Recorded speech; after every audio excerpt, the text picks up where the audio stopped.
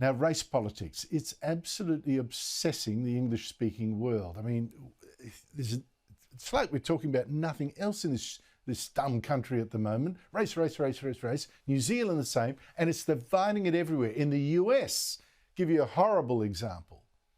Vice President Kamala Harris. I mean, wow, that woman, her poll ratings are even worse than Joe Biden's. That's saying something. And you're about to see why she's such a dud in the polls. She decided 2 days ago to attack a Black history course that's now in the school curriculum of Florida.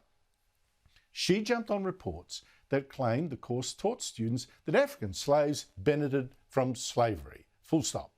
And she cut loose, stirring up very willfully and I think dishonestly more racial tension. Just yesterday in the state of Florida, they decided middle school students will be taught that enslaved people benefited from slavery. They insult us in an attempt to gaslight us, and we will not stand for it. Joining me is filmmaker and commentator Ari Horowitz, as you know, a friend of this show. Ari, great to see you again, but listen, what is Kamala Harris really up to in attacking a school course in Florida of all the states? Yeah, this is really despicable stuff. Terrible, horrific stuff. Playing the race card in the name of politics. Essentially what's happening is there's a 216-page curriculum that is being written about Black history. Now, they've had Black history being taught in Florida schools for decades, but they're rewriting it because they're trying to get rid of racial essentialism, right? The Democratic crowd is saying that trying to be against racial essentialism is racist, when in reality, if you're pushing racial essentialism, if you're pushing the idea that race is all important, to me, that's the most racist thing. But they end up hanging their hat on this 216-page curriculum on Black history, which goes through the horrible terrors that Black people have gone through in America in detail, obviously including slavery. They hold their hat on one small little part of it, which said that during slavery, Black people were able to acquire skills because they were forced to do labor. And they were able to use those skills because of Black resiliency later in life to help them economically.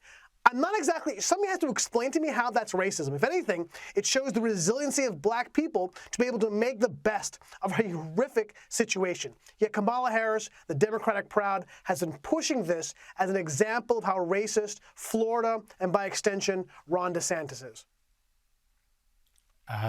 So that is really the key. It's really about Ron DeSantis, the Republican governor there, who's one of the candidates to be the Republican nominee for the presidential election against Joe Biden. So they've gone for him. Now, you've had a look at this course. It says slavery is bad, slavery is terrible, this happened, that was shocking, shocking, shocking. But as you just said, one thing is that African-American slaves did learn some skills that helped them elsewhere. Not that it excuses anything, it's just noted as a matter of fact. It is fact, is it not? It is absolutely fact, and that fact does not take away or diminish one iota the horrors of slavery. That's the point. Now, it's ironic that the people who designed the course include African Americans who have now called out Harris for her misrepresentation of their course. Here is one of them. It was never said that slavery was beneficial to Africans.